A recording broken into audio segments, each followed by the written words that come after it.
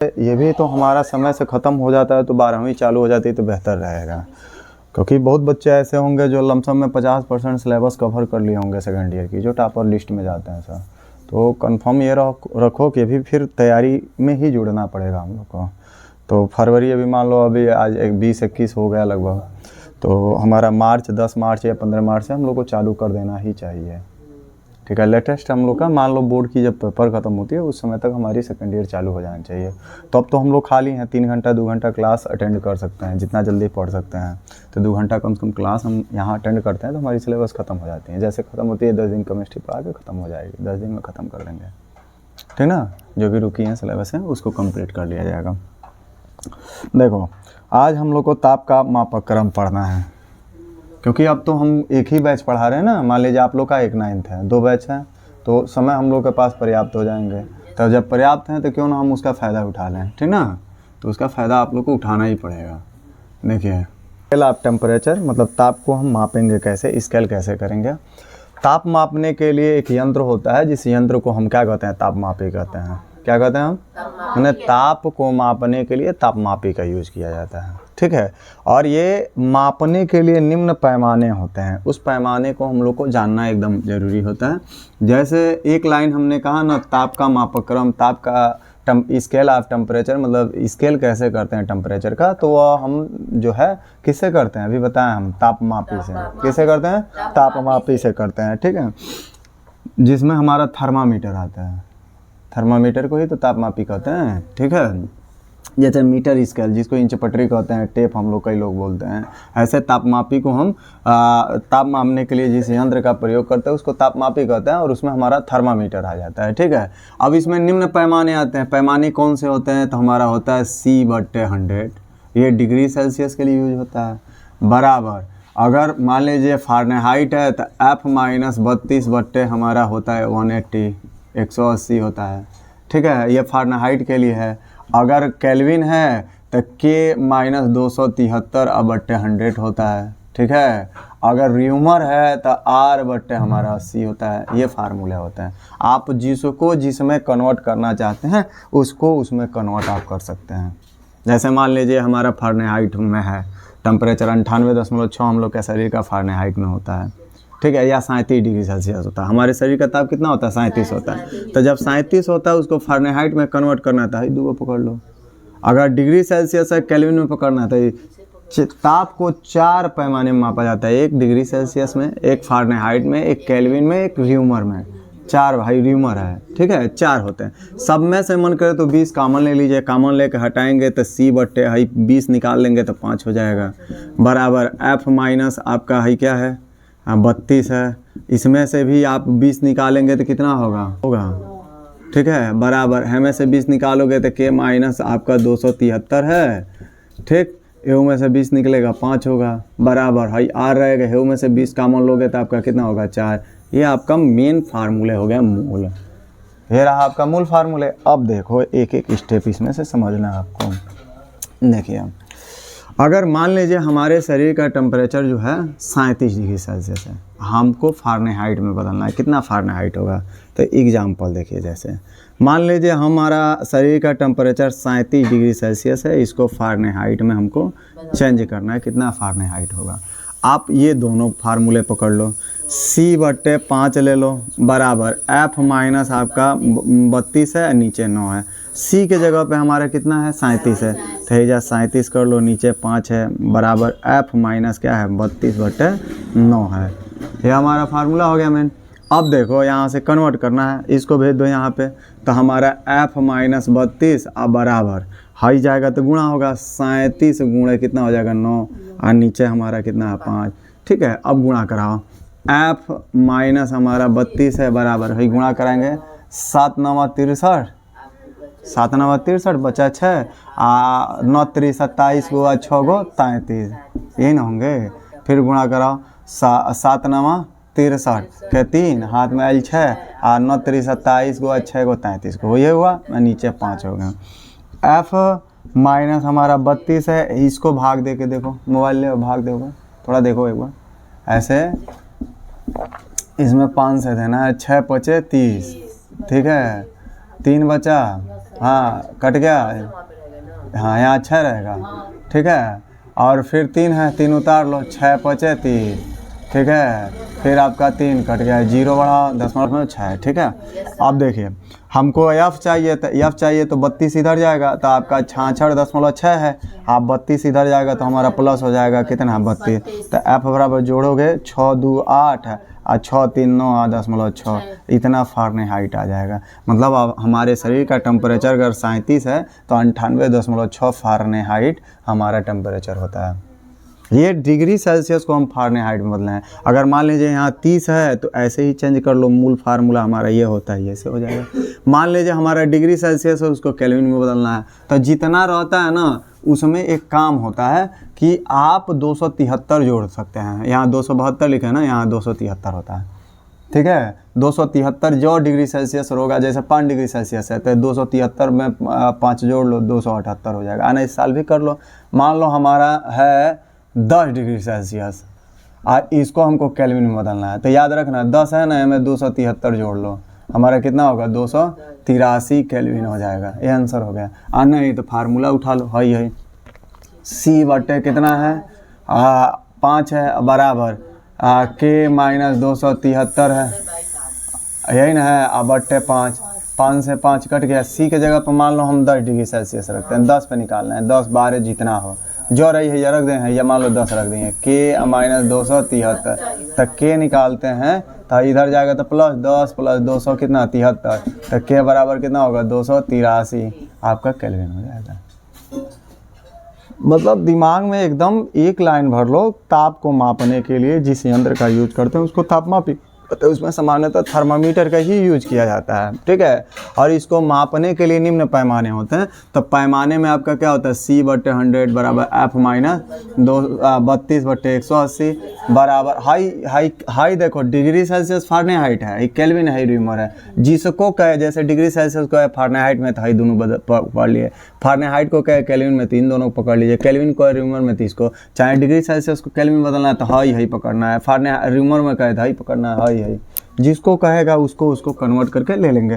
तो हम एग्जाम्पल बताएं, जैसे मान लीजिए हमारा शरीर का टेम्परेचर कितना होता है 37, हमको इसमें फ़ारेनहाइट में बदलना है। तो फ़ारेनहाइट में बदलना है तो यही आपको फार्मूला लेना है, ये लीजिए चाहे ये लीजिए, बात एक ही चीज़ है। ले लिए सी के जगह पर 37 रखे, नीचे 5 हो गया, एफ माइनस 32 है बटे 9 है।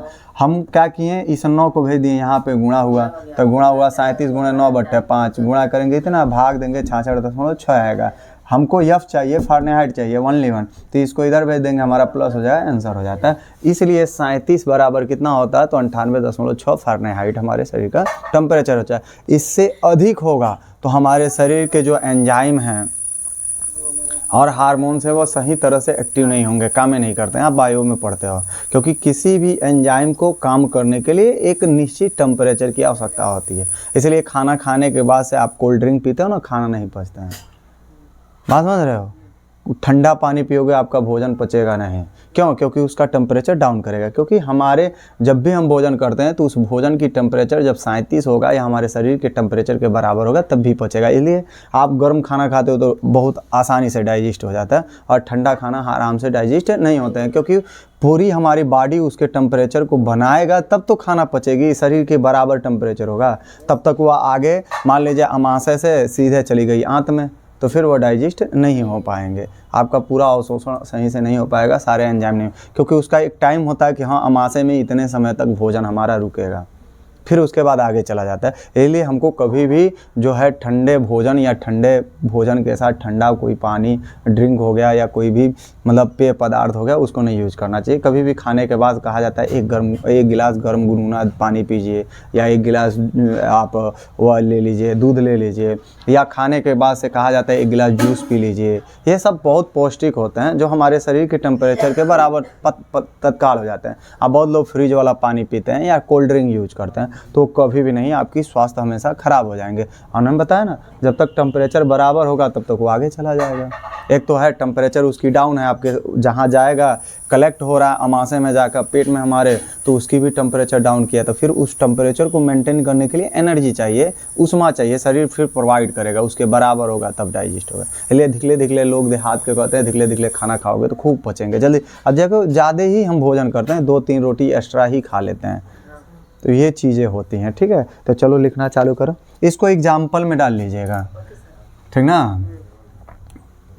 अब मान लीजिए एग्जाम्पल नंबर 1 हो जाएगा, इसको एग्जाम्पल नंबर 2 कर लेंगे, ठीक है। मान लीजिए यहाँ हमारा कितना कर रहे थे हम, 10 डिग्री सेल्सियस, यही ना कर रहे थे। 10 डिग्री सेल्सियस को हमको केल्विन में चेंज करना है, और ये हमारा फ़ारेनहाइट में चेंज करना है। थर्मल एक्सपेंशन ऑफ सॉलिड होता क्या है, मतलब ठोसों का हमको उसमें प्रसार पढ़ना है। प्रसार का मतलब होता है फैलाव या फैलना।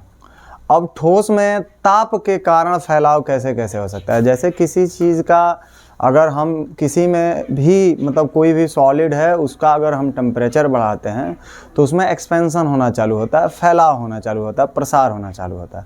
प्रसार को हम फैलाव कह सकते हैं। तो अगर कोई भी सॉलिड है, मान लीजिए यही हमारा सॉलिड है, अगर इसका हम टेम्परेचर बढ़ा रहे हैं तो सोलिए इसका एक्सपेंशन होगा, फैलाव होगा। अब फैलाव कैसे कैसे होगा, या तो इसके लंबाई में होंगी, लंबाई में, चौड़ाई भी लंबाई में आ जाता है, तो लंबाई में वृद्धि होगा, या इसका क्षेत्रफल में होगा, या तो इसके आयतन में होंगे, आयतन बढ़ेंगे। बात समझ रहे हो, जैसे इतना मोटा है, आप टेम्परेचर डाल के चारों ओर फैला दीजिए ऐसे, तो ये थोड़ा मोटा है। जैसे मान लीजिए टेम्परेचर आप फूंक दीजिए, फूल जाएगा ऐसे मोटा, तो मोटा जब होगा तो आयतन बढ़ रहे हैं। टेम्परेचर बढ़ा कैसे खींचे तो लंबाई बढ़ा, और टेम्परेचर बढ़ा कैसे पीट दिए तो क्षेत्रफल बढ़ा, क्योंकि लंबाई हुई है और चौड़ाई भी थोड़ा बढ़ेगा तो क्षेत्रफल सोलिए बढ़ जाएगा। मतलब कि अगर कोई ठोस है उसमें ऊष्मीय प्रसार या तापीय प्रसार हम देख रहे हैं, थर्मल एक्सपेंशन, तो इसका शुद्ध शाब्दिक पहले जानिए। ठोसों का ऊष्मीय प्रसार, ऊष्मीय प्रसार का मतलब हुआ ताप के कारण कोई सॉलिड है तो उसमें अगर उसका फैलाव हो रहा है तो उसी को हम क्या कहेंगे, ऊष्मीय प्रसार। मतलब ऐसे कहते हैं कि कोई ठोस है, उस ठोस में ताप के कारण उसके लंबाई, क्षेत्रफल अथवा आयतन में वृद्धि ऊष्मीय प्रसार कहलाता है, या ठोसों का ऊष्मीय प्रसार कहलाता है। ताप के कारण ठोसों के लंबाई, क्षेत्रफल या आयतन में प्रसार ऊष्मीय प्रसार कहलाता है। लिखा जाएगा, चलिए लिखिए, लिखिए ताप के कारण लंबाई, ताप के कारण लंबाई, ताप के कारण लंबाई, कामा क्षेत्रफल, कामा आयतन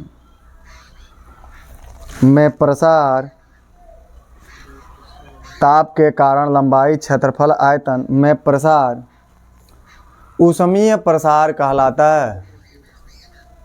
मिठो, थोड़ा चावल ख़त्म हुआ, चिड़ियाओं को दाना देने के लिए थोड़ा लेते हैं ना तो घर से, ठीक है।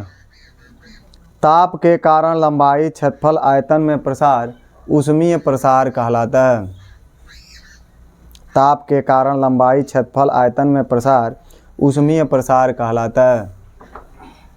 हो गया, फुल स्टॉप, लाइन चेंज करके लिखिए, लिखिए ठोसों में ऊष्मीय प्रसार, ठोसों में ऊष्मीय प्रसार 3 प्रकार के होते हैं। ठोसों में ऊष्मीय प्रसार 3 प्रकार के होते हैं।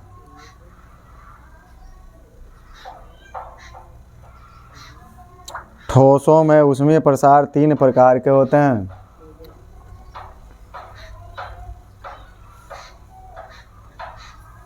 हो गया, ठोसों में ऊष्मीय प्रसार 3 प्रकार के होते हैं। पहला, दूसरा, तीसरा काउंट करिए। पहला लिखिए रेखीय प्रसार, फर्स्ट नंबर लिखिए रेखीय प्रसार, लीनियर एक्सपेंशन बोलते हैं इसको। दूसरा लिखिए क्षेत्रीय प्रसार, क्षेत्रीय प्रसार,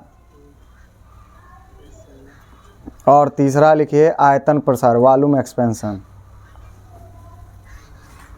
पहला रेखीय प्रसार, दूसरा क्षेत्रीय प्रसार, और तीसरा हो गया। पहला हेडिंग डालिए रेखीय प्रसार, लीनियर एक्सपेंशन बोलते हैं इसको। हो गया जी। देखो रेखीय प्रसार क्या है इसके बारे में जानिए। ताप के कारण, किसके कारण, ताप के कारण कोई ठोस है, कोई क्या है, ठोस है, ठोस है, ठीक है। ताप के कारण किसी ठोस के और किस में? लंबाई में। और क्या होना? वृद्धि होना। वृद्धि का मतलब होता है बढ़ना। ये क्या कहलाता है? रेखीय प्रसार कहलाता है। समझ में? मतलब हम सरल से कहते हैं कि ताप के कारण ठोस के लंबाई में वृद्धि हमारा रेखीय प्रसार कहलाता है। समझ में आई? ये हमारा परिभाषा हो जाता है। एक लाइन में ही परिभाषा आप लिख लोगे। अभी एक लाइन लिख लेना आप लोग कि या लिख ही दे रहे हैं, हम लिख के डेरिवेशन कर रहे हैं। लिखेंगे ताप के कौन चीज कारण, ताप के कारण ठोसों के किस में? लंबाई में क्या? वृद्धि। क्या कहलाएगा? रेखीय प्रसार कहलाता है। रेखीय प्रसार कहलाता है। समझ में आया? मैंने ताप के कारण ठोसों के लंबाई में वृद्धि रेखीय प्रसार कहलाता है। अब देखो डेरिवेशन देखो। लंबाई का एक कोई ठोस है, सॉलिड है, इसको आप डेल्टा टी डिग्री सेल्सियस आप इसको ठंडने के बाद से जैसे दोगे तो इसके लंबाई में क्या हो जाएगा? वृद्धि। पहले मान लीजिए यल था, थोड़ा सा जरूर बढ़ेगा। कितना? तो डेल्टा यल, यल प्लस डेल्टा यल लिखेंगे। ठीक, तो लिखेंगे लंबाई में वृद्धि कितना हुआ है, तो लिखेंगे लंबाई में जो वृद्धि है, कितना वृद्धि हुआ है? पहले यल था, बाद में ना डेल्टा हुआ। तो डेल्टा यल किस पर निर्भर करेगा? प्रारंभिक लंबाई के यल के। इक्वेशन नंबर माने ये लंबाई नहीं मिली होती तब कहाँ वृद्धि हुआ होता।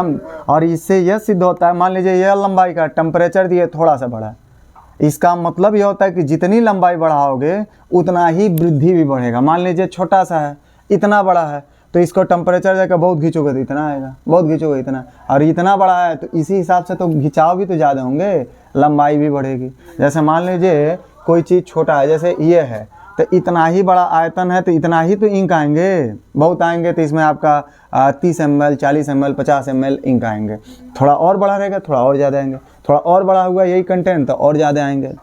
बात समझ रहे हैं? ऐसे ही मान लीजिए छोटा सा है तो इसको गर्म करोगे तो थोड़ा ही से वृद्धि होगी, और खूब बड़ा है तो उसको गर्म करोगे तो और ज़्यादा वृद्धि होगी। मान लो इतना बड़ा है तो इतना होगा। अब इतना बड़ा का नहीं ना आप खींच के उतना बड़ा कर सकते हो, नहीं ना कर पाओगे। तो वही चीज़ है। इसका मतलब है कि लंबाई में वृद्धि प्रारंभिक लंबाई के क्या होता है? अनुक्रमानुपाती। इसका मतलब है कि जितना ही लंबाई बढ़ाओगे वृद्धि भी उतना ही बढ़ती जाएगी। तथा दूसरा काम कि जो लंबाई में वृद्धि है प्रोपोर्शनल होता है किसके? टेम्परेचर के, डेल्टा टी के। इक्वेशन नंबर आपका क्या हो गया? 2 हो गया। दोनों समीकरण को मिला दीजिए, आपका एक टर्म मिल जाएगा। तो लिखेंगे हम समीकरण किससे? 1 व 2 से। 1 और 2 से जैसे मिलाओगे तो आपका डेल्टा यल या प्रोपोर्शनल क्या होगा? यल डेल्टा टी होगा। इसको हटाते हैं तो कोई ना कोई हम कांस्टेंट लिखते हैं, तो इक्वल टू लिख के यहाँ अल्फा ही लिखेंगे। हाई समानुपाती का चिन्ह है, अल्फा है, और यल इंटू क्या हो जाएगा? Delta T. यहाँ से एक काम करो, अल्फा निकालो। तो जब अल्फा निकालोगे तो हाई दोनों क्या है? गुणा है, इधर आएगा तो क्या हो जाएगा? भाग। तो डेल्टा यल अब बट्टे यल डेल्टा टी हो जाएगा। ये आपका रेखीय प्रसार गुणांक होता है। रेखीय प्रसार और इसको गुणांक कहते हैं। समझ में आई?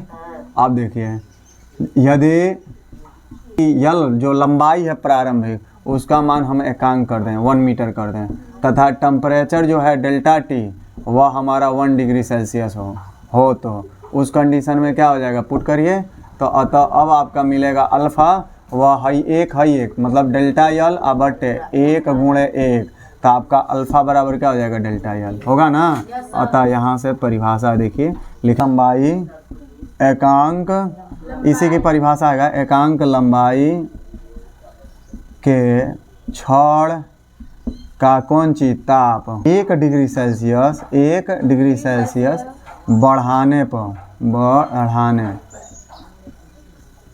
पर हुई लंबाई में वृद्धि रेखीय प्रसार गुणांक कहलाता है। रेखीय प्रसार गुणांक कहलाता है।